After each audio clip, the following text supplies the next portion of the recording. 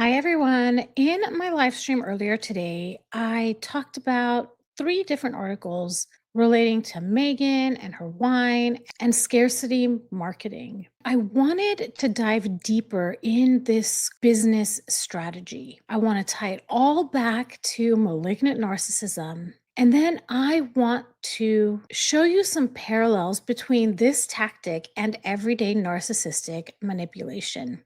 So this video will begin with the clip from the live stream, and then we'll jump right back into it and finish up with the rest of the things that I wanted to add to this discussion. So let's get right into it, but before we begin, here's the intro. Welcome to Revealing the Narc. Join me as I highlight narcissistic traits in celebrities and public figures.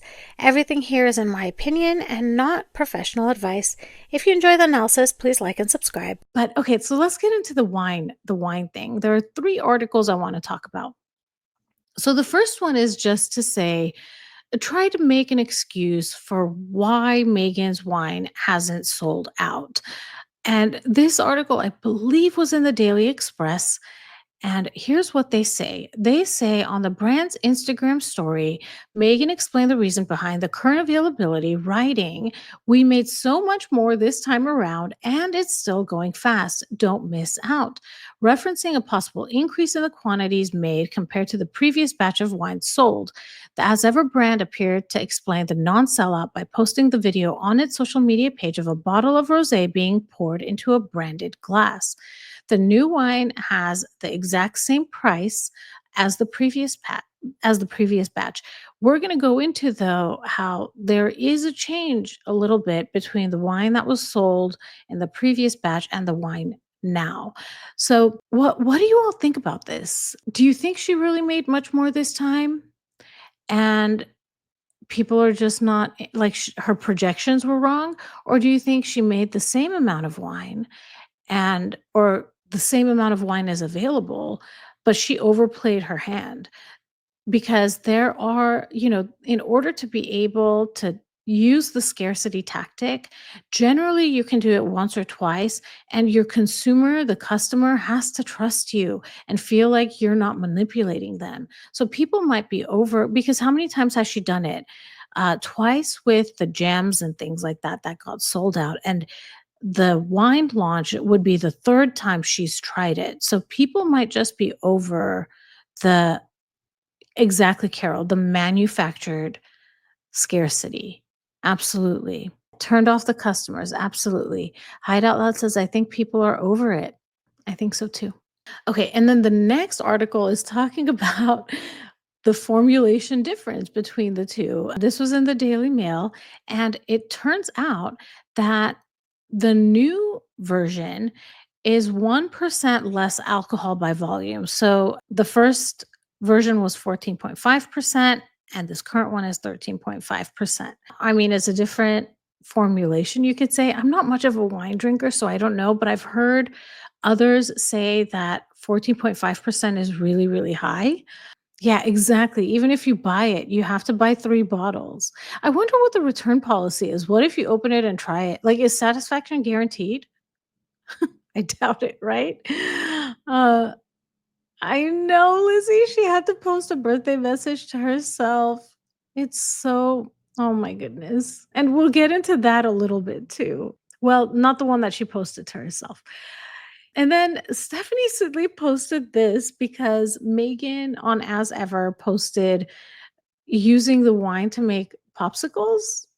Stephanie Sidley says, when you can't sell wine because it's not drinkable and doesn't pair well with any food, you just freeze it.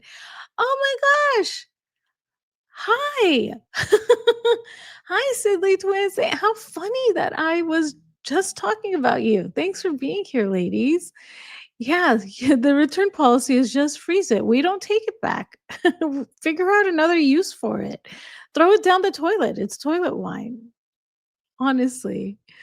Oh my gosh. Lulu's mom says her motto should be you pay, then go away. Yeah, give us the money. We don't care if you like it. Oh my goodness. Why is the rose beige? Yeah, I mean, Megan's favorite color. Wine popsicles are ridiculous.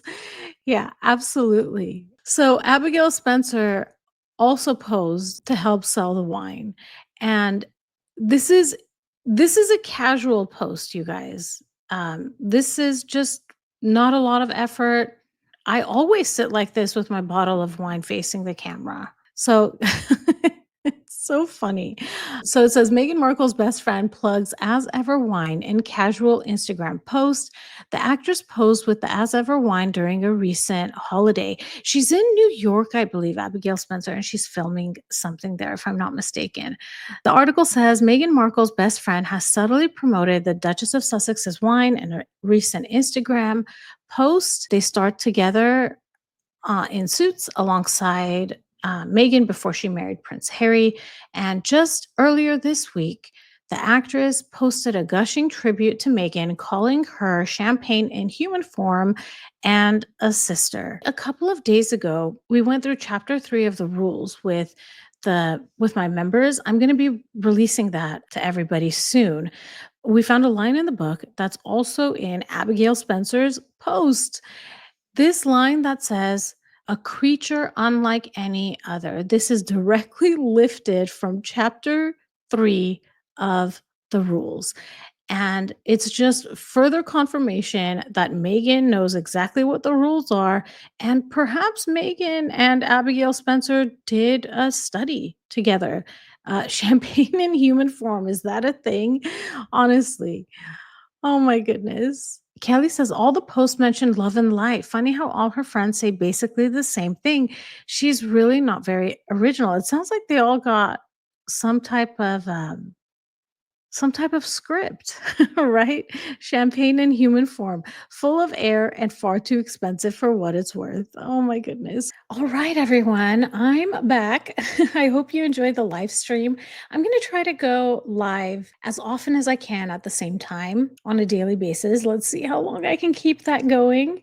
So I'd love it if you could join the live stream tomorrow. But let's get into why this scarcity marketing can fail. The first thing is that automatically it requires trust. If the audience senses that it's a stunt, it damages brand integrity. It only works once or twice. And after that, it actually can signal low production power, meaning it's a weak business, manipulation, which is treating consumers like they're pawns.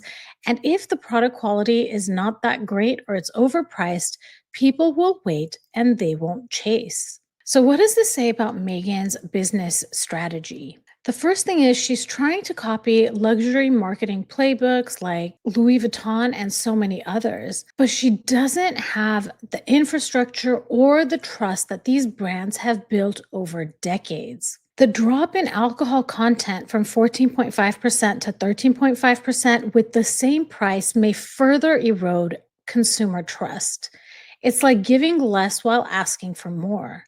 If the only excitement around your product is the fear of missing out and not the product itself, the business model is simply unsustainable. So, how does this scarcity marketing reflect malignant narcissism? There's control through manipulation. Malignant narcissists crave control, not just over people, but perception. Creating artificial scarcity is a way to manipulate the public into reacting a certain way, buying quickly, hyping the product, and validating her. When it works, it feeds her narrative. Look how much they want what I have. But when it fails, like in the second launch, the control slips and the audience starts to question her authenticity. Narcissistic control isn't just emotional, it's strategic. Scarcity becomes a tool to engineer admiration. Next, image is greater than substance. A hallmark of malignant narcissism is being more invested in looking successful, than being successful. A genuine business person improves their product. A narcissist tweaks the optics. Same price, lower alcohol, prettier packaging, and branding your company name on the cork. I imagine that when people complain, she's not going to respond with transparency and she's going to lean further into the performance.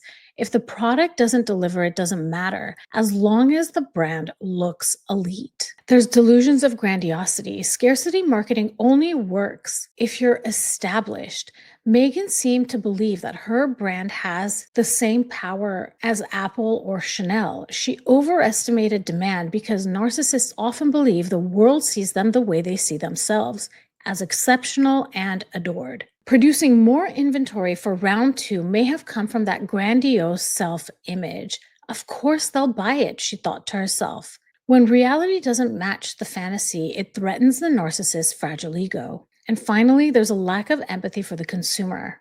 Same price yet lower alcohol, that's not a cost saving adjustment. That's a disregard for consumer trust. Narcissists don't think about value for others, only how the product reflects on them. It's completely transactional. You give me money, I give you the illusion of status. Empathy would mean offering something better. Manipulation means offering something shinier and hoping the consumer doesn't notice that it's worse. This isn't just a failed wine drop, it's a textbook case of how malignant narcissist tries to control public perception with smoke and mirrors, and what happens when the mirror cracks. When the performance starts to fail, so does the illusion of value, and people stop buying. So, how could this behavior look like in your own life? What Megan did with this wine drop is almost a manipulative test of public devotion. She released a product with artificial scarcity, created urgency and pressure to prove people wanted what she offered, got validation from people rushing in, and when interest dropped the second time, she was exposed and the tactic didn't work. A narcissist in real life could use emotional scarcity as a weapon. They give you just enough love or affection to get you hooked, then suddenly withhold it. When you reach out or try harder, it feeds their ego, just like a sellout headline. But if you stop chasing, they're left exposed, just like unsold wine bottles. There's also inflated self worth with no follow through. Just like Megan believed her name would sell wine, a narcissist believes they don't need to offer real substance, just their presence. They might offer half hearted effort in the relationship and still expect admiration, loyalty, or sacrifice from you. You might be bending over backwards to make things work, and they're doing the bare minimum, yet they act like you should be lucky to have them. And with time, quality diminishes while there is still the same demand for loyalty. Like the wine's alcohol drop with no price adjustment, a narcissist may stop listening to you, become critical or dismissive, give less time and energy, but still expect the same love, attention, and praise. You might notice they're not showing up for you the way they used to, but if you say anything, you're made to feel ungrateful or too demanding. And finally, the grand test that fizzles out. Just like Megan likely expected a frenzy with the second drop, a narcissist may stage a birthday, a breakup, a big reveal expecting attention, and when people don't respond the way they hoped, they spiral or lash out. They might post something cryptic or dramatic online expecting people to check in, and when no one does, they start a fight just to get attention. Scarcity marketing, whether it's a wine launch or emotional games, only works if people believe the thing being offered is valuable. When that illusion cracks, the power disappears. Narcissists in real life do the same thing. They offer less and expect more, testing your loyalty, then punishing you when you stop playing along. I'm curious to know what you all think about this and if you agree with the parallels that I provided in this video. I'm looking forward to hearing what you have to say in the comments. If this was interesting to you, please like and subscribe. Hit that notification bell so you'll know every time I drop a new video. Thank you so much for watching. If you enjoyed this video and you're looking for a meaningful way to support something beyond the screen, I'd love for you to consider making a donation to the National Domestic Violence Hotline in lieu of super chats and super stickers. They provide 24/7 support and resources for people in unsafe or overwhelming situations, whether that's emotional, physical, or just hard to name. Their information is on the screen should you need to contact them, and you'll find the link to donate in the description of this video. Every little bit helps, and it means a lot. Thank you again for watching, and I'll talk to you soon. Bye, everybody.